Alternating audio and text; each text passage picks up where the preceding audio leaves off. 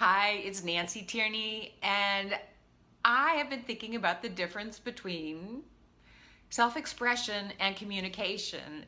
And I've been thinking about it ever since my friend Blair Glaser wrote this post recently, I think just last week, about the difference. And it was a wonderful post.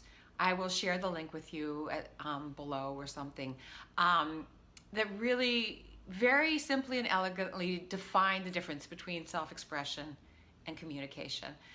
And I'm not gonna paraphrase her here, I'll just go with my own, but it's like really how self-expression is just when we express whatever's inside of us in whatever form that we choose, whether it's through art, through some kind of creativity, whether it's a rant on Facebook, whether it's writing something.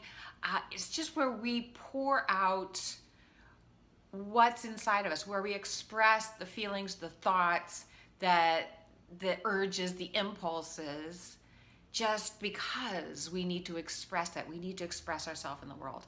And then there's communication, which is having your self-expression or your expression, but doing so with the intention of being understood, creating a connection, creating a conversation, being able to express yourself in a way that allows another person to express themselves, to have it back and forth. So it's like creating more of a two-way street.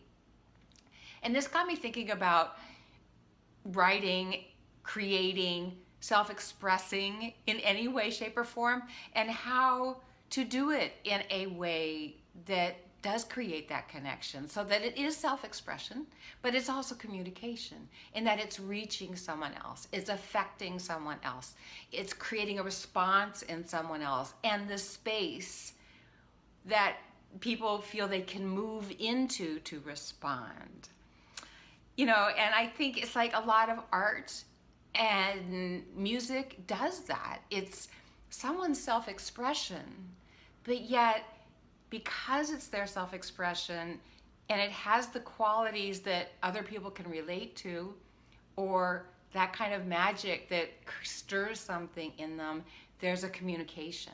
It's like that piece of art, that song, that theater piece, that dance, whatever it is a form of communication. It's actually creating a connection. It's actually creating a conversation, even though it's maybe not a verbal one. So I've been really thinking about that in terms of how we write as entrepreneurs, how we speak as entrepreneurs and human beings. I just had this conversation, it wasn't a conversation, I was leaving a voicemail the other day, and I was saying something that was hard for me to say, but it was really honest. It was an honest expression of what I was thinking and feeling, and it needed to be said in that situation in order for me to feel okay moving forward. I won't go into all the greasy details, but I realized when I got off the phone after I left the message, I thought, I don't know if I really expressed that in a way that was skillful. Will that open the line of communication, or will they take it wrong? And we do that a lot. It's like, well, they misunderstand what I'm saying. In the end, it actually turns out the other person totally got it and it was fine. But it was interesting for me to go, wow, could I have communicated what I needed to say in a way that might have been opened up more connection, where I didn't have to be afraid of creating a reaction in the other person that may distance them from me. So I'm just with the question now.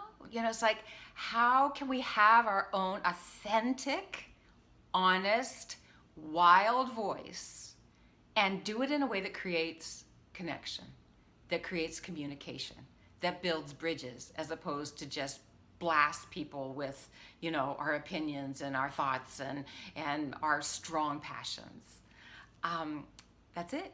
It's just the question of the day for me. And I want to explore it more. I think that this has a lot to do with who we are as people and entrepreneurs right now. It's like really how we can own our authority and our opinions, our perspective, and do it in a way that actually opens doors, as opposed to creates a little island around us.